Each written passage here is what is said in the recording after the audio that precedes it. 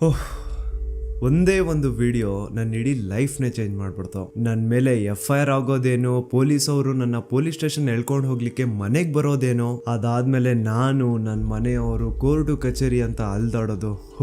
ಯಾವಾಗ ಇದೆಲ್ಲ ಮುಗಿಯುತ್ತಪ್ಪ, ಇದು ಮುಗ್ದಿದ ತಕ್ಷಣ ಯೂಟ್ಯೂಬ್ ಎಲ್ಲ ಬಿಟ್ಬಿಟ್ಟು ಒಂದಷ್ಟು ದಿನ ನೆಮ್ಮದಿಯಿಂದ ಎಲ್ಲಾದ್ರೂ ಹೋಗ್ಬಿಟ್ಟು ಪ್ರಶಾಂತವಾಗಿರೋಣ ಅನ್ಕೊಂಡಿದ್ದೆ. ಆದ್ರೆ ನನ್ನ ಮನ್ಸಲ್ಲಿ ಕೆಲವೊಂದು ಪ್ರಶ್ನೆಗಳಿದಾವೆ. ಸೌಜನ್ಯಳಿಗೆ ನ್ಯಾಯ ಕೇಳ್ತಾ ಜಸ್ಟ್ ನಾನೊಂದು ವಿಡಿಯೋ ಮಾಡಿದ್ದಕ್ಕೆ ನನ್ನ ಮೇಲೆ ಇಷ್ಟೊಂದೆಲ್ಲ ಆಗಿದೆ ಅಂತಂದ್ರೆ, ಜಸ್ಟ್ ಇಮ್ಯಾಜಿನ್ ಸೌಜನ್ಯ ಕೇಸಲ್ಲಿ ಯಾರೆಲ್ಲ ಸಾಕ್ಷಿ ಆಗ್ಬೋದಿತ್ತೋ ಅವ್ರ ಜೊತೆ ಏನೇನಾಗಿರಲ್ಲ. ನಾನ್ ಎಷ್ಟು ಅನ್ಕೊಳ್ತಿದ್ದೀನಿ, ಸಾಕಿನ್ನ 1-2 ತಿಂಗಳು ಏನು ವಿಡಿಯೋ ಮಾಡೋದ್ ಬೇಡ, ಸೈಲೆಂಟ್ ಆಗಿ ಇದ್ಬಿಡುವ ಅಂತ. ಆದ್ರೆ ನನ್ನ ಕೈಲಿಂದ ಆಗ್ತಿಲ್ಲ. ಯಾವುದೋ ಒಂದು ಸರ್ವಶಕ್ತಿ ನನ್ನ ಮನ್ಸೊಳಗಡೆ ಈ ಪ್ರಶ್ನೆನ ಹಾಕಿ ಇದ್ರ ಬಗ್ಗೆ ಮಾತಾಡುವಂತಿದೆ. ಮೊದ್ಲೇ ಹೇಳ್ಬಿಡ್ತೀನಿ, ಈ ವಿಡಿಯೋ ಯಾವುದೇ ಜಾತಿ, ಧರ್ಮ, ದೇವಸ್ಥಾನಕ್ಕೆ ಸಂಬಂಧಪಟ್ಟಿಲ್ಲ. ಈ ವಿಡಿಯೋದಲ್ಲಿ ನಾನು ಕೇವಲ ಸೌಜನ್ಯ ಕೇಸ್ ಬಗ್ಗೆ ಮಾತಾಡ್ತಿದ್ದೇನೆ. ಸೌಜನ್ಯ ಕೇಸಲ್ಲಿ ಯಾವುದೆಲ್ಲ ಯಾರೆಲ್ಲ ಸಾಕ್ಷಿ ಆಗ್ಬೋದಿತ್ತೋ ಅದೆಲ್ಲ ಹೇಗ್ ನಾಶ ಆಯ್ತು ಅನ್ನೋದನ್ನ ತಿಳಿಸ್ಕೊಡ್ತೇನೆ.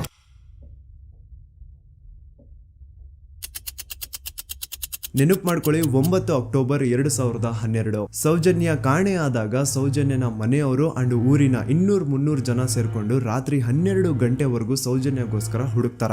ಆದ್ರೆ ಸೌಜನ್ಯ ಸಿಗಲ್ಲ. ಮಿಡ್ ನೈಟ್ ಆಗಿರುತ್ತೆ ಅಂಡ್ ತುಂಬಾ ಜೋರ್ ಮಳೆ ಬರ್ತಾ ಇರುತ್ತೆ. ಇನ್ನು ಹುಡುಕೋದ್ ಬೇಡ, ಬೆಳಿಗ್ಗೆ ಎದ್ದು ಮತ್ತೆ ಎಲ್ರು ಹುಡುಕುವ ಅಂತ ಎಲ್ರು ತಮ್ಮ ಮನೆಗೆ ವಾಪಸ್ ಹೋಗ್ತಾರೆ. ದೆನ್ ನೆಕ್ಸ್ಟ್ ದಿನ ಅಂದ್ರೆ 10 ಅಕ್ಟೋಬರ್ 2012 ಸೌಜನ್ಯನ ಬಾಡಿ ಸಿಗುತ್ತೆ ಅಂಡ್ ಅವಳ ಬಾಡಿ ಪಕ್ಕದಲ್ಲಿ ಅವಳ ಕಾಲೇಜ್ ಬ್ಯಾಗ್ ಅಂಡ್ ಅವಳ ಬುಕ್ಸ್ ಎಲ್ಲ ಬಿದ್ದಿರ್ತವೆ. ಸೊ ಹಿಂದಿನ ದಿನ ಆ ಒಂದು ಜಾಗದಲ್ಲಿ ಅಷ್ಟು ಜೋರು ಮಳೆ ಬಂದಿದ್ರು ಸೌಜನ್ಯನ ಬ್ಯಾಗ್ ಅಂಡ್ ಅವಳ ಬುಕ್ಸ್ ಒಂದು ಚೂರುನು ನೆಂದಿರಲ್ಲ. ದಾಖಲೆ ಇದೆ ಸ್ವಾಮಿ, ದಾಖಲೆ ಇಲ್ದೆ ಈ ದೂತ ಸಮೀರ್ MD ಏನು ಮಾತಾಡಲ್ಲ. There was rain and the clothes of the victim were not stained with mud and the bag was not wet, even the books were not wet. ಹಿಂದಿನ ದಿನ ಅಷ್ಟು ಜೋರು ಮಳೆ ಬಂದಿದ್ರು ಸೌಜನ್ಯನ ಬುಕ್ಸ್ ಅಂಡ್ ಬ್ಯಾಗ್ ನೆಂದಿಲ್ಲ. ಹೇಗೆ? ಇದರ ಅರ್ಥ ಸೌಜನ್ಯನ ಆ ಒಂದು ಜಾಗದಲ್ಲಿ ಆಗೇ ಇಲ್ಲ, ಬೇರೆ ಯಾವುದೋ ಜಾಗದಲ್ಲಿ ಅವಳು ಆಯ್ತು. ನಂತರ ಅವಳ ಬಾಡಿನ ಅಲ್ಲಿ ತಂದು ಡಂಪ್ ಮಾಡಿರೋದು. ಸೊ ಈಗ ಯಾವೊಂದು ಜಾಗದಲ್ಲಿ ಸೌಜನ್ಯನ ಆಯ್ತು, ಆಕ್ಚುಲ್ ಆ ಒಂದು ಜಾಗನ ಹುಡುಕಾಡೋದ್ ಬಿಟ್ಟು